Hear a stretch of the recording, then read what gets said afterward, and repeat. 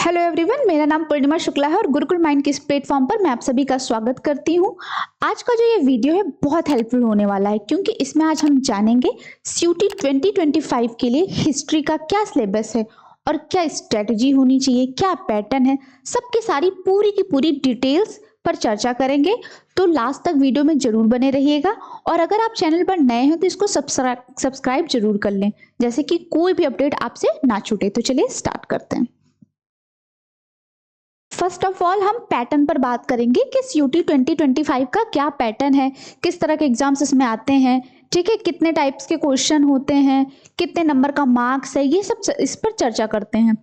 तो पहले हम बात करें अगर हम बात करें इसके पैटर्न की, तो इसका जो मोड ऑफ एग्जामिनेशन होता है वो सीबीटी मोड होता है, यानी कि कंप्यूटराइज टेस्ट होता है। पहले अगर बात करें सीयूटी की, तो सीयूटी जो था पहले हाइब्रिड पर होता था, मतलब कभी वह ऑनलाइन भी हुआ और कभी ऑफलाइन। पर अभी 2025 का ये एक डिसीजन हो गया है कि भाई 2025 से अब जो होगा वो ऑनलाइन एग्जामिनेशन होगा। बात करें अगर हम नंबर ऑफ सेक्शंस की, तो 3 सेक्शंस होते हैं, ठीक है। पहला सेक्शन होता है हमारा होता है लैंग्वेज का, ठीक है, जो कि हमारी जो लैंग्वेजेस दी हुई हैं उसमें होगा। फिर हमारा जो दूसरा सेक्शन होता है वो होता है डोमेन, जो आपके मेन सब्जेक्ट्स होते हैं जिसमें आपसे डेप्थ नॉलेज के बारे में पूछता है। और थर्ड जो कि ऑप्शनल होता है, जो ये हमारा थर्ड होता है, ये कैसा होता है, ये ऑप्शनल होता है, जो कि पहले जीटी था यानी कि जनरल टेस्ट, उसको अब जनरल एप्टीट्यूड टेस्ट कर दिया गया है, यानी कि ये ऑप्शनल है। यूनिवर्सिटीज डिसाइड करेगी कि कौन यूनिवर्सिटीज जनरल टेस्ट करवाएगी, जनरल एप्टीट्यूड टेस्ट, और कौन नहीं कराएगी। तो ये सबके लिए नहीं होता है, ये ऑप्शनल होता है। हमने बात कर ली नंबर ऑफ सेक्शंस की। फिर हम बात करेंगे नंबर ऑफ क्वेश्चंस की। तो सभी सेक्शंस में 50 क्वेश्चंस आते हैं, चाहे वो फर्स्ट सेक्शन हो, सेकंड हो या हमारा थर्ड हो, यानी कि आपका लैंग्वेज हो, डोमेन हो या जनरल एप्टीट्यूड का टेस्ट हो, सभी में 50 क्वेश्चंस ही आते हैं। फिर हम बात करें टोटल मार्क्स की, तो टोटल मार्क्स कितने होते हैं, 250 मार्क्स, यानी कि 50 क्वेश्चंस इंटू 5, तो 250 मार्क्स का हमारा टोटल मार्क्स होता है। मार्किंग मेथड, तो इसका जो मार्किंग मेथड है वो थोड़ा सा डिफरेंट है। इसमें +5 फॉर ईच करेक्ट आंसर, यानी कि आपने अगर एक क्वेश्चन का आंसर सही दिया तो उसके लिए आपको 5 मार्क्स मिलते हैं, ठीक है। और अगर आपका एक क्वेश्चन का जो आंसर है वो गलत हो गया तो -1 मार्किंग है। अब इसको आप समझिए, जैसे कि मान लीजिए कि आपने 5 क्वेश्चंस किए, 5 क्वेश्चंस में से आपने 4 क्वेश्चन बिल्कुल सही किए, तो 4 × 5 हमने किया तो कितना हो गया, 20 मार्क्स हो गया।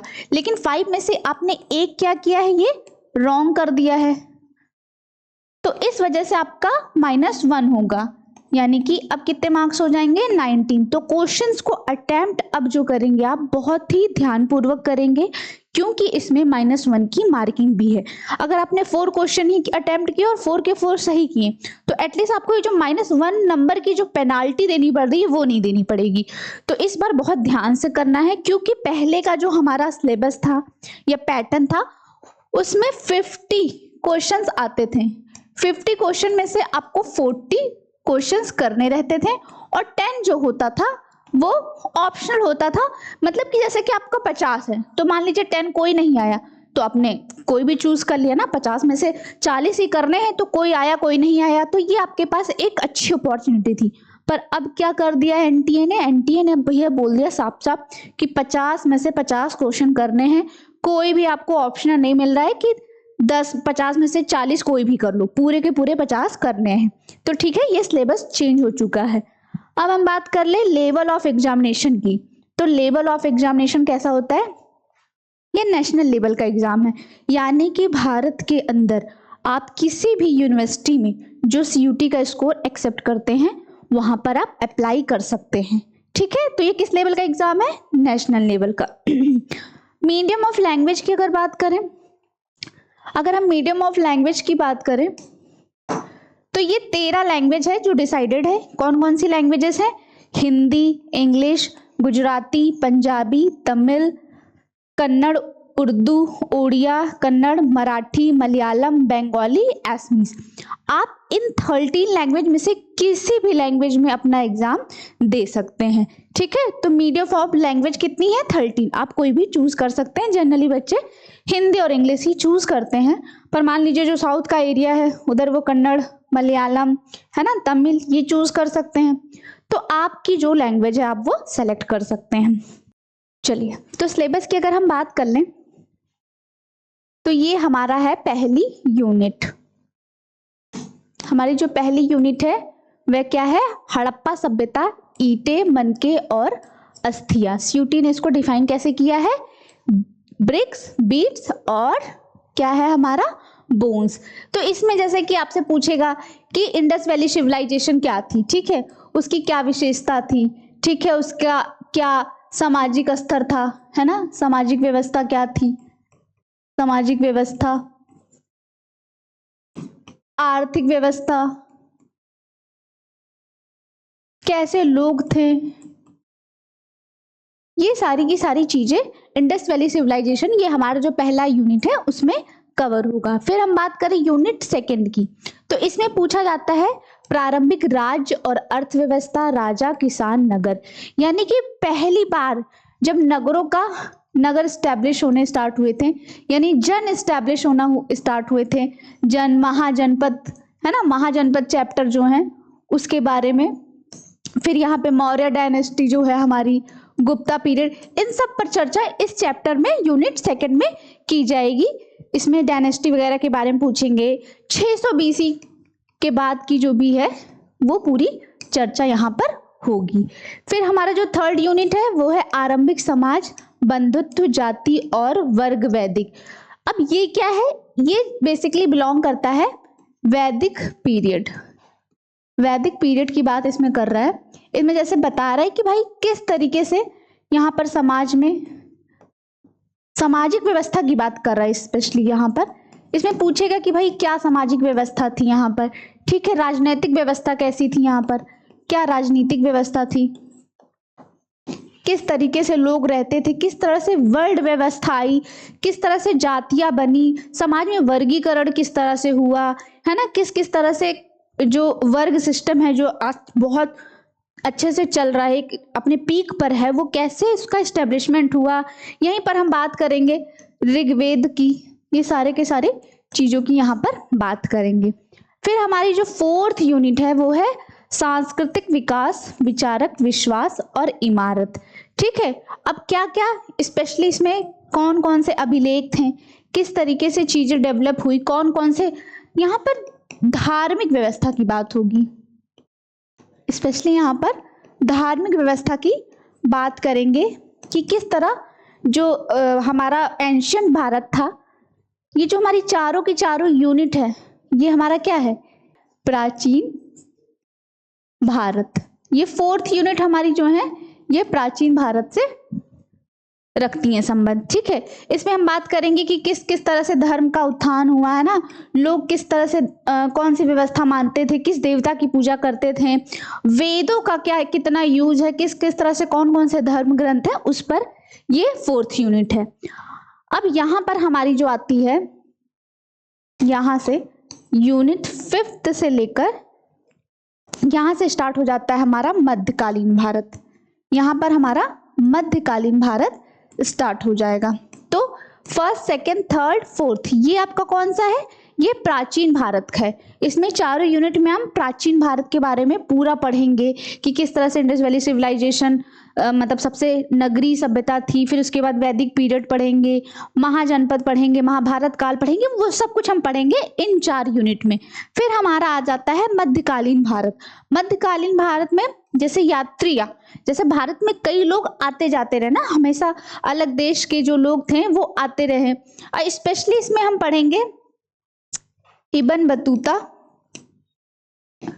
बतूता, बर्नियर, और हम पढ़ेंगे अल-बरूनी को। स्पेसिफिक हमारा जो फोकस रहेगा इन तीनों पर रहेगा। इन लोगों ने क्या क्या भारत के बारे में लिखा, यहाँ की सामाजिक व्यवस्था, राजनैतिक व्यवस्था और आर्थिक व्यवस्था पर इन लोग का क्या विचार था, सामाजिक, आर्थिक और राजनीतिक। जैसे अगर हम बात करें इब्न बतूता का, तो इब्न बतूता का कहना था कि भारत में सती प्रथा, जाति प्रथा ये काफी ज्यादा व्याप्त थी। तो ये इसने लिखा था अपनी बुक रेहला, इसकी बुक थी रेहला। उसमें उसने ये बताया कि भारत में बहुत ज्यादा डिस्क्रिमिनेशन है और सती प्रथा, औरतों की हालत बहुत बुरी है। तो उसने ये बताया। अगर हम बात करें बर्नियर की, तो बर्नियर है वो बताता है यहाँ की आर्थिक व्यवस्था के बारे में। आर्थिक व्यवस्था बताता है कि किस तरह से कश्मीर के शॉल का व्यापार किस तरह से होता था, है ना, बंगाल का जो रेशम है उसके बारे में ये बात करता है ये बर्नियर। अल बरूनी की बात करें तो इसकी बुक है तहकीके हिंद, जिसमें ये बात करता है मुगल काल की, स्पेशली ये मुगल दिल्ली सल्तनत के बारे में बताता है कि किस तरह से राज हुआ, है ना। यहाँ पर गजनवी का काफी जिक्र है कि गजनवी ने कैसे खीवर का युद्ध किया, वो सब किस तरह से जीता, सारी की सारी बातें यहाँ पर सामाजिक व्यवस्था की बात करता है हमारा अल बरूनी। तो इसमें हम ये जानेंगे। फिर हमारा आता है भक्ति, सूफी परंपरा, धार्मिक विश्वास, बदलाव और ग्रंथों की रचना। तो भक्ति में हम यहाँ पर देखेंगे अद्वैतवाद देखेंगे, हम इसमें अद्वैतवाद देखेंगे, शंकराचार्य को पढ़ेंगे इसमें हम, और इसके अलावा अलवर, नैनार, वैष्णव, इन सबको पढ़ेंगे हम इसमें भक्ति में। फिर सूफी की बात करें तो मोइनुद्दीन चिश्ती, किस तरह से इन लोगों ने अपने अपने विचार प्रकट किए, अपने अपने धर्म का किस तरह से प्रसार किया और कौन कौन से धार्मिक ग्रंथ लिखे हैं उस पर यहाँ पर चर्चा करी जाएगी 6वीं यूनिट में। फिर हमारे आती है 7वीं यूनिट जो कि है विजयनगर साम्राज्य, जिसकी राजधानी और विशेषता पढ़ेंगे। विजयनगर साम्राज्य, इसमें हम पढ़ेंगे कला के बारे में, साहित्य, संगम साहित्य, इन सब के बारे में पढ़ेंगे। हम्पी के बारे में, ठीक, और इनके जो वंश थे संगम, तुलु, है ना, ये सब के बारे में इसमें 7th यूनिट में हम पढ़ेंगे। फिर हमारा आता है ये 8th यूनिट में हम पढ़ेंगे किसान, जमींदार और कृषि समाज और मुगल राज्य। इसमें जो किसान थे उनकी क्या उस टाइम पर वैल्यू थी, क्योंकि मुगल जो थे वो आना स्टार्ट हो चुके थे, मुगल का एस्टेब्लिशमेंट हो गया था। यहाँ पर हम पढ़ेंगे प्रणालियाँ, ठीक है, और जो मुगल थे वो किस तरह से जमींदारों को भूमि का बंटवारा करते थे या किस तरह से बोलते थे, यहाँ पर इक्ता प्रणाली, किस तरह से, ये सब चीजें यहाँ पर पढ़ेंगे कि भूमि क्या थी, भूमि जमींदारों को दी जाती थी, वो किस पैमाने पर दी जाती थी, उन सब पर चर्चा करेंगे, ठीक। फिर हमारा जो ये है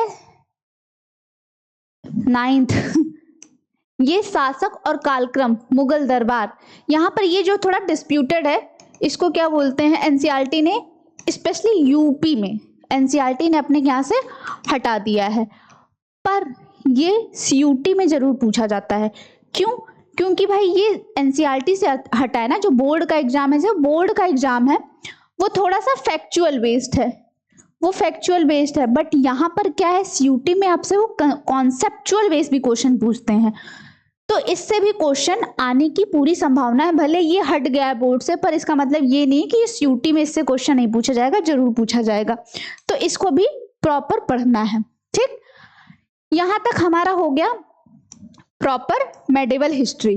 अब चलते हैं हम, अब हमारा भारतीय आधुनिक इतिहास स्टार्ट होने वाला है, तो हम आधुनिक इतिहास पर चलते हैं। यहां से हमारा आधुनिक इतिहास यहीं से स्टार्ट है हमारा। तो इसमें क्या है, उपनिवेशवाद और ग्रामीण सरकारी अभिलेखों का अध्ययन। उपनिवेशवाद का मतलब होता है कॉलोनी। ये तब का पीरियड है जब यहाँ पर भारत में नए नए लोग आना स्टार्ट हो गए थे, जैसे पुर्तगाली, फ्रांसिस, यहाँ पर ईस्ट इंडिया कंपनी, है ना, इन सब का एस्टेब्लिशमेंट, फैक्ट्री, ये सब चीजें। इसके अलावा यहाँ पर हम पढ़ेंगे बैटल ऑफ प्लासी पढ़ेंगे, बक्सर पढ़ेंगे, ये सब का सब इसी में आता है, ठीक है। तो कॉलोनी को जो है इंट्रोड्यूस करना, यहाँ पे किसने इंट्रोड्यूस किया था सबसे पहले? वो पुर्तगालियों ने इंट्रोड्यूस किया था। तो उसके बारे में हम यहाँ पर जानेंगे और पढ़ेंगे कि किस तरीके से भारत में ये लोग आए और किस तरह से बैटल ऑफ प्लासी और बैटल ऑफ बक्सर ने भारत की पूरी रूपरेखा बदल दी और ये वो कर दिया प्रूफ कि अब अंग्रेजों का शासन यहाँ पर होगा। तो ये सब यहाँ पर हम इसकी जानकारी लेंगे। फिर हमारा आता है 1857 की क्रांति। 1857 की क्या क्रांति और व्याख्या, मतलब जो भी 1857 की क्रांति हुई किस तरह से स्टार्ट हुई, इसकी क्या प्रॉब्लम थी, इसको लोगों ने क्या बोला कि कौन सा विद्रोह था, सिपाही विद्रोह था या ये पहला विद्रोह था, फर्स्ट भारतीय स्वतंत्रता के लिए किया जाने वाला पहला विद्रोह था, या कौन सी क्रांति थी, इसमें किसने क्या क्या रोल किया, रानी लक्ष्मीबाई का क्या रोल रहा, बेगम हजरत महल, मंगल पांडे, सब का सब इसमें पढ़ेंगे। इसमें और भी जो अन्य विद्रोह हुए हैं सब का सब इसमें हम कवर करेंगे। फिर हमारा है नगरीकरण, नगर नियोजन, स्थापना ऑफ औपनिवेशिक शहर। अब इसमें क्या है कि अब अंग्रेज तो आ चुके हैं, यहाँ से एस्टेब्लिशमेंट हो चुका है, पता चल चुका है कि अब अंग्रेजों के हाथ में बागडोर भारत की आ चुकी है। यहाँ से थोड़ी सी सुगबुगाहट भी स्टार्ट हो गई थी कि लोगों ने अब अपना आक्रोश जाहिर करना स्टार्ट कर दिया था, यहाँ से विद्रोह भी करना स्टार्ट कर दिया था।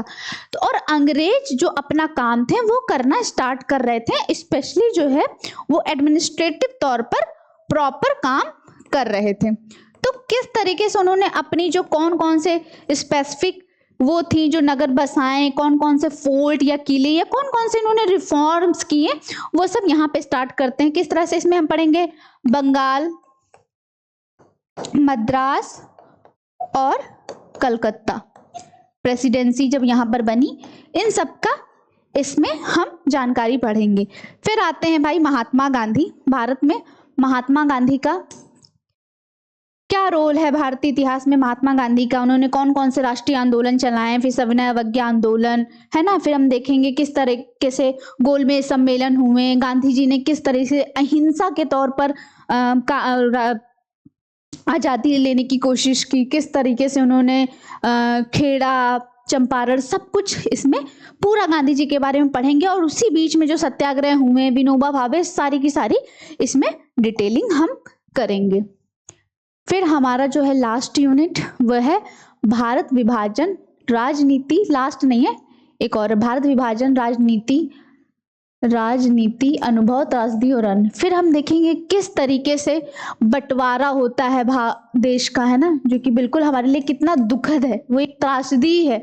तो बंटवारे पे बात करेंगे, किसने बोला था, वो कौन सा बिल आया था, टू नेशन थ्योरी क्या है, टू नेशन थ्योरी ना, जिन्ना, और ये सब चीजें हम इसमें सारी की सारी डिटेलिंग है, किस तरीके से हमें ये सब देखना पड़ा, क्या बवाला हुआ, देश का बंटवारा हुआ, कितने लोग ना चाहते हुए इधर उधर, मतलब सारी की चीजें हम इसमें पढ़ेंगे। और एट लास्ट हमारी जो यूनिट है वह है संविधान निर्माण, एक नए युग का प्रारंभ, यानी कि संविधान का निर्माण किस तरह से हुआ, किस तरह भारतीयों ने चैलेंज लिया और उन्होंने बना कर दिखाया एक ड्राफ्ट कि हम इंडियन बना सकते हैं। फिर किस तरीके से असेंबली तैयार की गई, कितने कितने लोग बैठे, किस तरह से ड्राफ्ट बना, फिर किस तरह से लॉर्ड माउंटबेटन का क्या रोल था, सब जानकारी लेंगे। और लोगों को किस तरीके से उनके राइट्स के बारे में पता चला, सारी जानकारी हम इसके अंतर्गत करेंगे। आई होप आपको सिलेबस खूब अच्छे से समझ में आया होगा। देखिए सीयूटी के लिए सिलेबस समझना बहुत इंपॉर्टेंट है, क्योंकि आपको ये बहुत ज़्यादा ज़रूरी है कि क्या आएगा, उससे ये ज़्यादा इंपॉर्टेंट है कि क्या नहीं आएगा और क्या नहीं पढ़ना है। क्योंकि पढ़ना क्या है, लोग बहुत सारी किताबें ले लेते हैं, बहुत कुछ पढ़ते हैं, पर हमें उतना ही पढ़ना है जितना हमसे सीयूटी कह रहा है। कुछ एक्स्ट्रा इस तरह से नहीं पढ़ना है कि पता चले आपने बहुत कुछ पढ़ लिया और कुछ भी नहीं कर पा रहे। इतना पढ़िए, जो भी पढ़िए सॉलिड पढ़िए, अकॉर्डिंग टू सिलेबस पढ़िए, ठीक। चलिए अब हम चलते हैं टाइप्स ऑफ क्वेश्चंस के बारे में कि किस टाइप्स के क्वेश्चंस होते हैं। चलिए तो टाइप्स अगर क्वेश्चंस की हम बात कर लें तो इसमें पहले आते हैं फैक्चुअल क्वेश्चन। फैक्चुअल क्वेश्चंस यानी कि आपसे क्वेश्चन अगर पूछ लिया कि ये बताइए जो प्लासी का बैटल हुआ था वो कब हुआ था, तो प्लासी का बैटल पूछा आपसे, है ना, और आपने बता दिया 1757, तो ये क्या हो गया, ये फैक्चुअल क्वेश्चन हो गया। फिर बात करें हम कॉन्सेप्चुअल क्वेश्चन की। कॉन्सेप्चुअल का मतलब होता है जिसकी कोई अवधारणा है या सोच समझ कर जो एक निर्णय निकाला गया हो।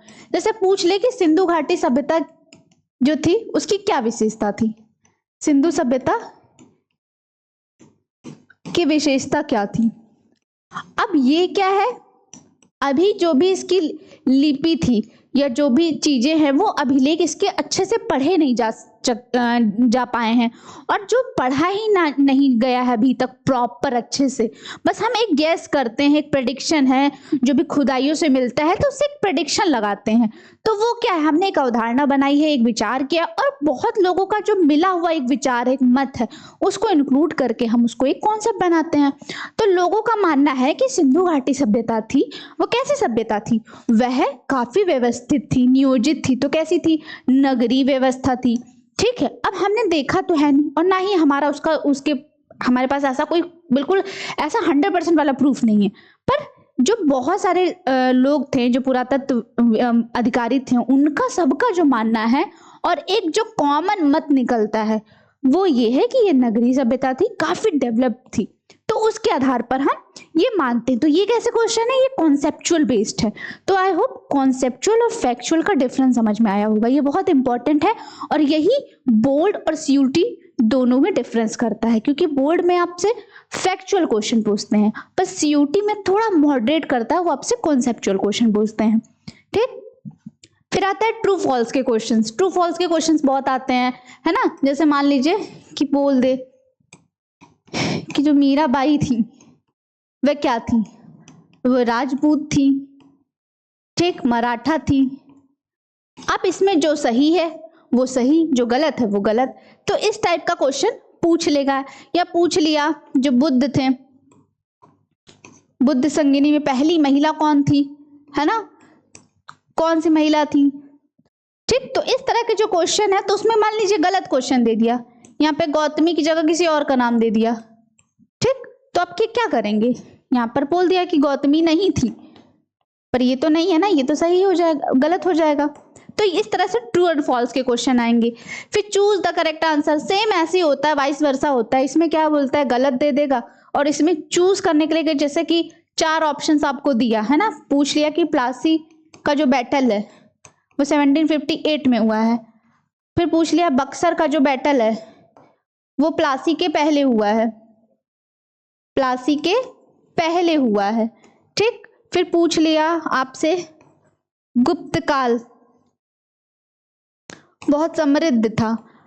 अब इसमें जो करेक्ट है वो आप लगा दोगे, जो गलत है वो नहीं लगाओगे। ठीक, फिर क्वेश्चन पूछता है match the following question. Match the following question जो होते हैं वो स्टेटमेंट वाइज भी आते हैं। इस तरह से आपको लिस्ट दी रहती है, लिस्ट ए या लिस्ट 1 और लिस्ट बी। ठीक, फिर आपसे यहाँ पे पूछ लिया, फिर मैं एग्जांपल लेती हूँ, बाबर, ठीक, और यहाँ पर उन्होंने दे दिया 1826, कोई भी बैटल मान लीजिए एग्जांपल के लिए आप।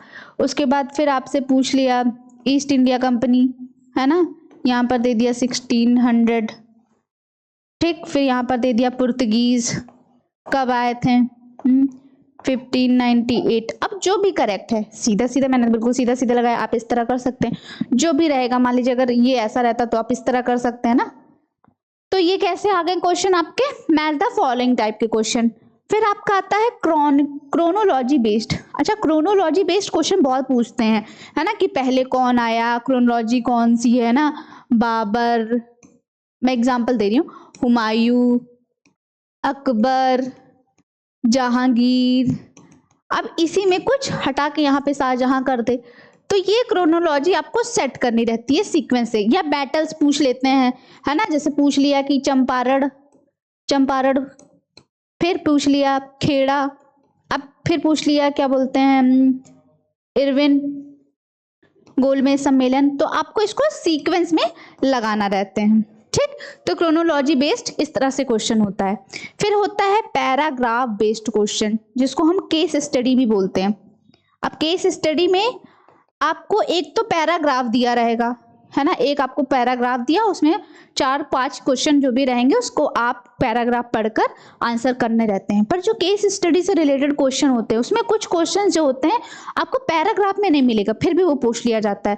तो आपको टॉपिक की नॉलेज अच्छे से होनी चाहिए, प्रॉपर चैप्टर जो भी यूटी ने दिया है उसको अच्छे से पढ़ना होगा, और उसके लिए आप हमारे चैनल पर आएंगे।